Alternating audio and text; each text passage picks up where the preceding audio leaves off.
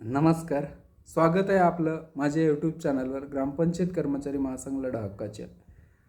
तर ग्रामपंचायत कर्मचाऱ्यांच्या माहिती देत असताना पुढं आता सातारा येथे ग्रामपंचायत कर्मचारी महासंघाच्या वतीनं ग्रामपंचायत कर्मचाऱ्यांच्या विविध मागण्यांना घेऊन महासंघाच्या वतीने आंदोलनाचा तिसऱ्या टप्प्यातील आंदोलन सातारा येथे 8 सप्टेंबरपासून बेमुदत धरणे आंदोलनास सुरुवात होत आहे. आणि या आंदोलनात राज्यातील ग्रामपंचायत कर्मचाऱ्यांनी मोठ्या संख्येने सहभागी होण्याचं आवाहन महासंघाच्या वतीनं करण्यात आलेलं आहे.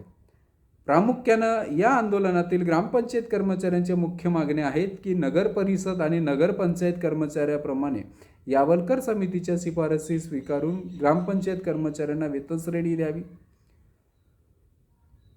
दुसरी मागणी आहे की ग्रामपंचायत कर्मचाऱ्यांना उत्पन्न आणि वसुलीची वेतनासाठी उत्पन्न आणि वसुलीची जी अट लावलेली आहे ती वसुलीची अट कायमस्वरूपी रद्द करण्यात यावी आणि शासनाकडून 100% अनुदान देण्यात यावे. प्रामुख्याने तिसरी मागणी या आंदोलनाची आहे की ग्रामपंचायत कर्मचाऱ्यांना संपुष्टात आलेले किमान वेतन नव्यानं दर जाहीर करून सुधारित किमान वेतनाचे दर तात्काळ जाहीर करून ग्रामपंचायत कर्मचाऱ्यांना नव्याने दर लागू करण्यात यावे. आणि इतरही मागण्या रास्त मागण्यांना घेऊन ग्रामपंचायत कर्मचाऱ्यांचं आंदोलन 8 सप्टेंबरपासून सातारा येथे होत असून या आंदोलनात मोठ्या संख्येने जिल्ह्यातील ग्रामपंचायत कर्मचाऱ्यांनी सहभागी होण्याचं आवाहन महासंघाच्या वतीने करण्यात येत आहे. आपल्याला ग्रामपंचायत कर्मचाऱ्यांचा लढा व इतर माहिती या चॅनलच्या माध्यमातून आपण देण्याचा प्रयत्न असतो.